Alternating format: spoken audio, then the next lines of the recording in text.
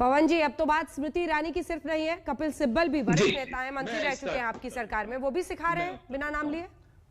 मुझे पूरा यकीन है कि सिब्बल साहब ने भी सिर्फ जो भारतीय जनता पार्टी का रिएक्शन था वो देखा और असली भाषण उन्होंने नहीं सुना, नहीं तो वो ये बात नहीं कहते। और सम्मान सिर्फ मतदाता का क्यों होना चाहिए, मैं तो उनसे भी पूछूंगा सम्मान पूर्वक। सम्मान तो उनका भी होना चाहिए जो अभी मतदाता नहीं बने हैं, छोटी उम्र के हैं या किसी और कारण से मतदाता नहीं है। हर व्यक्ति का, हर हिंदुस्तानी का सबको सम्मान करना चाहिए, इसमें कोई शक की बात नहीं। लेकिन जो राजनीतिक संस्कृति ये लोग दक्षिण में भी लाने की चेष्टा कर रहे हैं, उस राजनीतिक संस्कृति के खिलाफ मुझे फख्र है राहुल गांधी पर कि उन्होंने इतनी बुलंद आवाज में बोला और बार बार बोलना चाहिए। बात ये छिप जाएंगे नॉर्थ इंडियंस का अपमान, कोई नॉर्थ इंडियंस का अपमान नहीं है। आपकी राजनीतिक शैली और आपकी राजनीतिक संस्कृति पे प्रश्न चिन्ह लगाया है। बात कर रहे थे गुजरात के चुनावों में स्थानीय निकायों के, आपने अंजना जी राजस्थान का उदाहरण दिया, नहीं दिया, पंजाब का दिया सिर्फ। मैं इन्हें राजस्थान का भी उदाहरण देता हूं। वहां क्या हुआ और सांगली में कल क्या हुआ और नागपुर में क्या हुआ और महाराष्ट्र के स्थानीय निकाय में क्या हुआ। क्या वो हिंदुस्तान का हिस्सा नहीं है? जो आप जीते वो तो हमसे पूछेंगे क्या गुजरात हिंदुस्तान का हिस्सा नहीं? बिल्कुल है, हमें गर्व है गुजरात हिंदुस्तान का हिस्सा है और उसके दो सपूत हैं, महात्मा गांधी और सरदार वल्लभ भाई पटेल।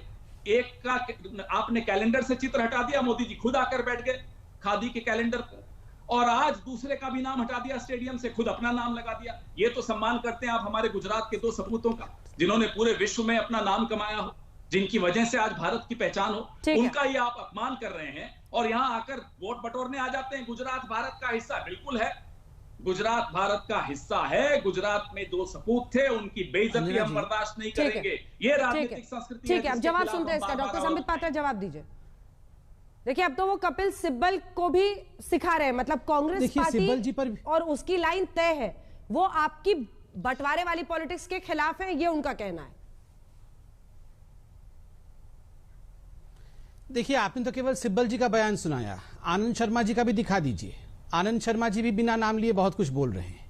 देखिए, सिब्बल जी को भी भारतीय जनता पार्टी ने सिखा दिया और सिब्बल जी ने भी पूरा भाषण नहीं देखा, वो भी बिना समझे आके यहां पर बयान दे गए।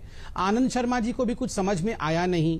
सिब्बल और आनंद शर्मा ये वो लोग हैं जिन्होंने अपनी पूरी जिंदगी कांग्रेस में खपा दी, और अगर मैं सही हूं तो यहां जो प्रवक्ता बैठे हैं या जो बाकी प्रवक्ता हैं उनसे सीनियर तो कम से कम कपिल सिब्बल और आनंद शर्मा है। समझ तो थोड़ी बहुत तो होगी, थोड़ी बहुत समझ तो होगी। देखिए अंजना जी, मुझे तो इस बात पे दुख भी हो रहा है और इस बात पे एक विस्मय भी हो रहा है कि राहुल को बचाते बचाते ये कहां आ गए। वो है ना, एक बड़ा प्रसिद्ध गाना है सिलसिला मूवी का, ये कहां आ गए हम यूं ही साथ साथ चलते। आप सोचिए, ये राहुल गांधी के साथ चलते चलते ये कांग्रेस के प्रवक्ता भी कहां आ गए हैं। बोल रहे किसी को समझ नहीं है, किसी ने कोई समझा नहीं। राहुल समझने की बात नहीं है, राहुल गांधी समझाना क्या चाहते हैं वही खुद राहुल गांधी नहीं जानते हैं। This morning I got up at night. अब आप समझ लो क्या समझना है। राहुल गांधी खुद ही बादलों के पीछे रॉकेट शर्ट एंड पैंट, अब शर्ट पैंट में पॉलिटिक्स कैसे होगी ये आप समझ लो। राहुल गांधी जी खुद बोलते हैं, फिर आपके नेता की इतने देखिए अंजना जी, मैं इनके बीच में अभी 5 मिनट का वक्त। पवन जी देखिए, आपने फिर पहले जब बोला तो आपके बीच में किसी ने नहीं बोला। 1 सेकंड मैंने पवन जी बोला।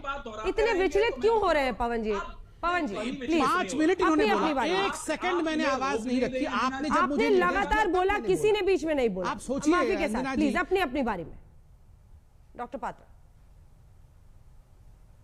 देखिए राहुल गांधी जी की समझ कितनी है ये कोई आज से डिसाइड नहीं हो रहा है। राहुल गांधी जी की समझ आज से अनेकों वर्षों पहले से, जब से राहुल गांधी जी आए हैं। और देखिए हिंदी में, खैर आजकल राहुल गांधी हिंदी समझते नहीं है, वो तो हिंदी मुहावरों को भी लाइक नहीं करते होंगे, मगर पूत के पांव पालने में दिख जाते हैं।